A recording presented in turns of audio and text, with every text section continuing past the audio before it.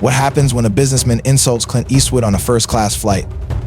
The truth he learns will change his life forever. Have you ever judged someone too quickly?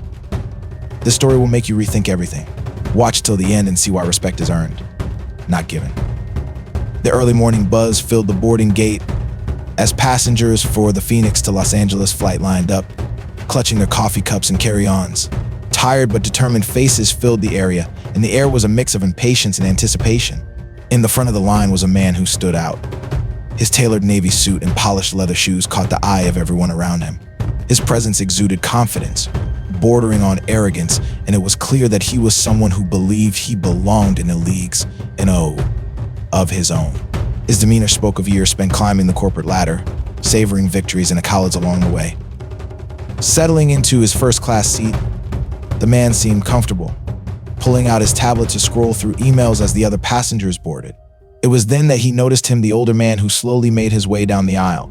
With a small bag in hand and an outfit far less glamorous than expected, the older man stood in stark contrast to the businessman.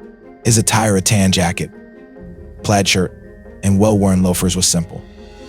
And his face, though showing the signs of age, held a certain calm and wisdom that couldn't be ignored.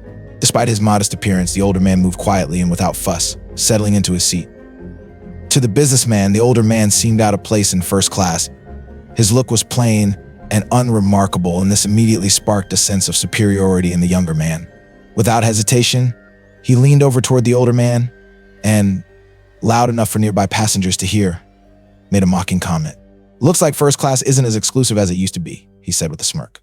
A few heads turned, but the older man remained unmoved, his face calm, not giving any sign of being affected by the comment. He simply stared out the window, almost as if he hadn't heard the remark. Undeterred by the lack of reaction, the businessman took it a step further. "What's the occasion?"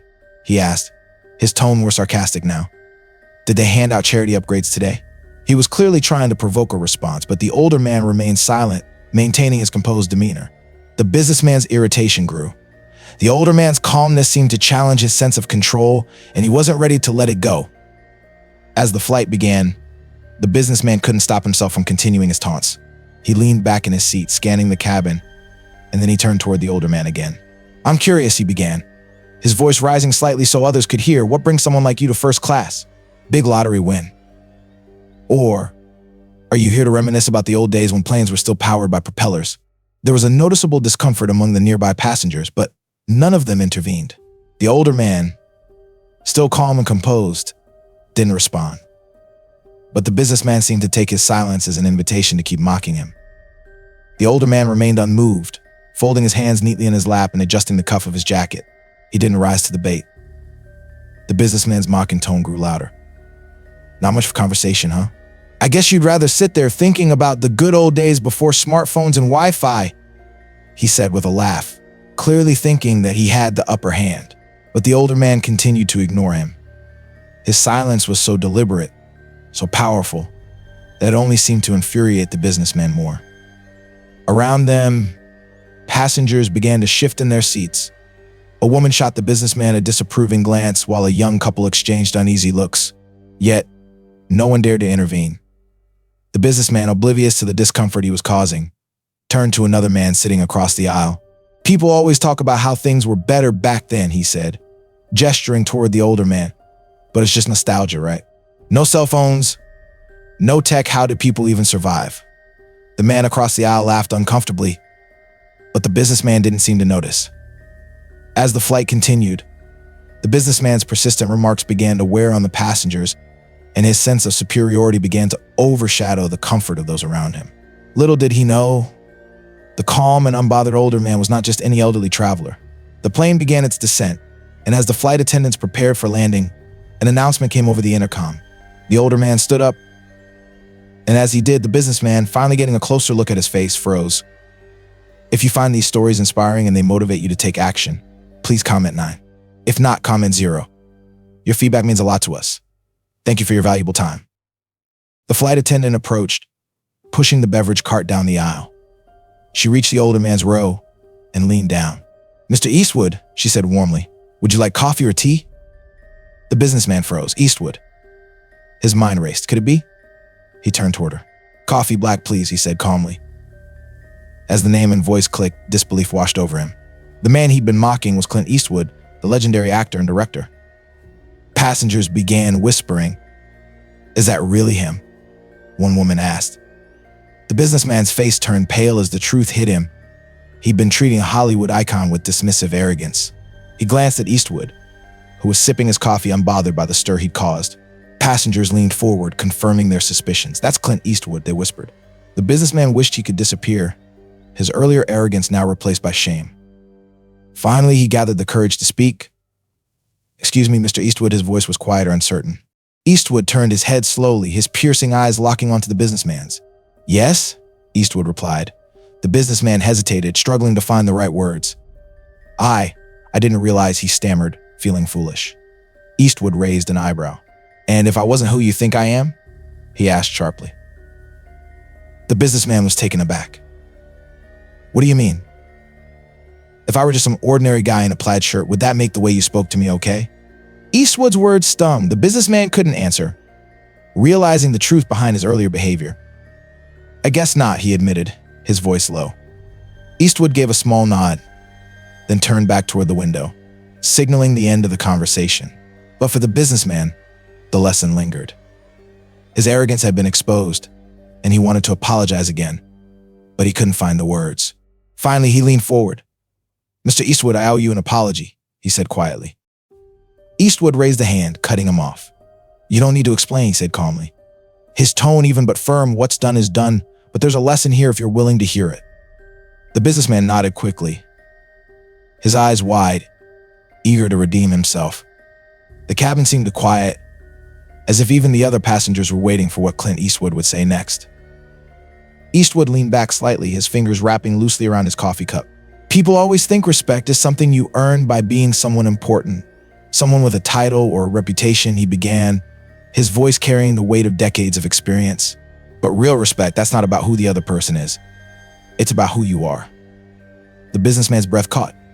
He opened his mouth to respond, but no words came. Eastwood's words hit him square in the chest, the simplicity of the truth cutting through all the excuses he'd been preparing. "You see," Eastwood continued, his gaze steady, "respect isn't conditional.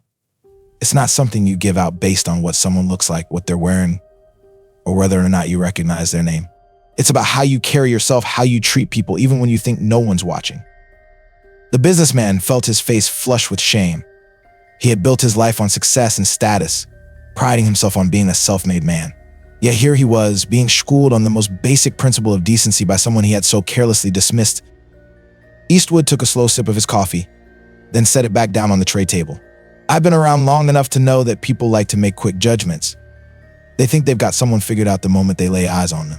But those assumptions," he gave a slight shake of his head, "they say more about the person making them than the person they're about." The businessman swallowed hard, his throat suddenly dry. He wanted to say something, anything, but the weight of his own guilt held him silent. "I'm not telling you this to make you feel bad," Eastwood said, his tone softening slightly. "I'm telling you because I hope you'll think about it the next time you look at someone and decide they're worth less than you." For a moment, the cabin was completely still.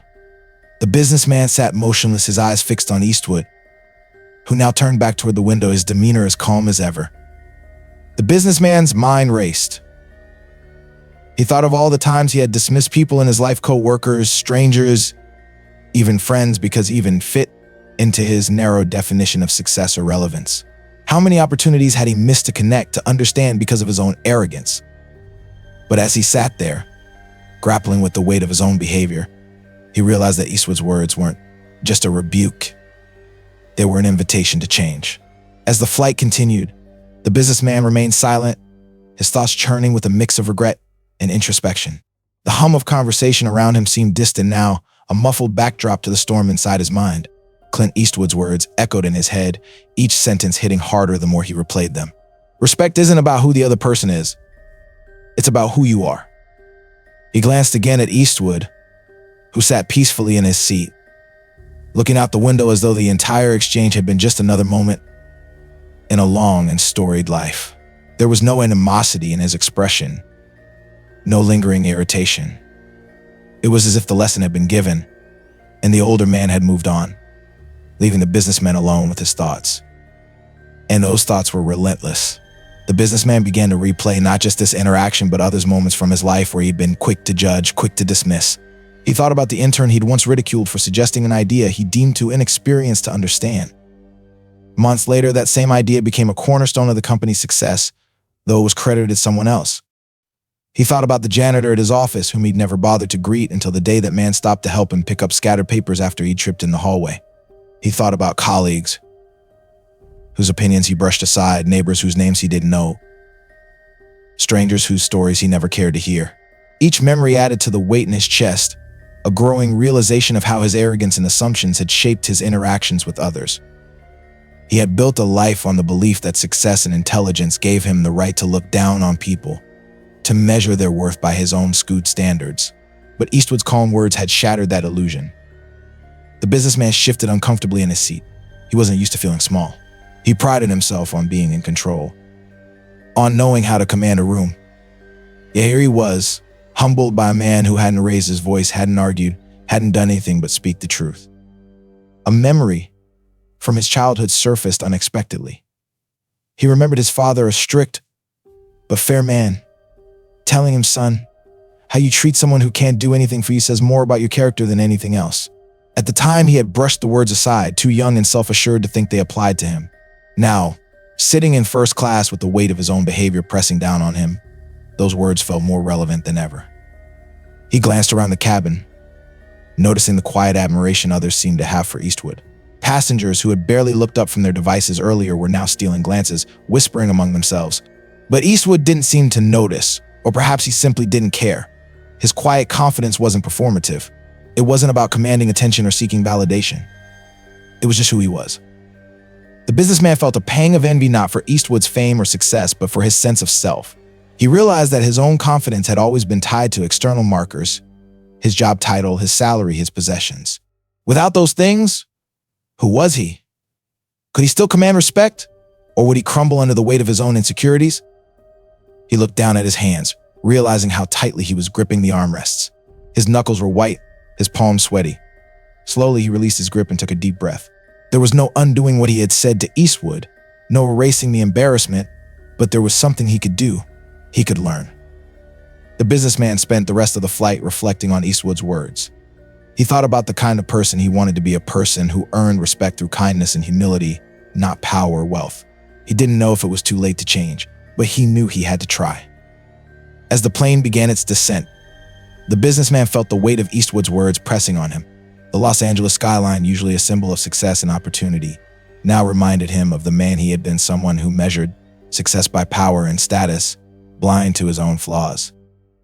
When the plane touched down, the businessman's thoughts were still consumed by Eastwood's advice.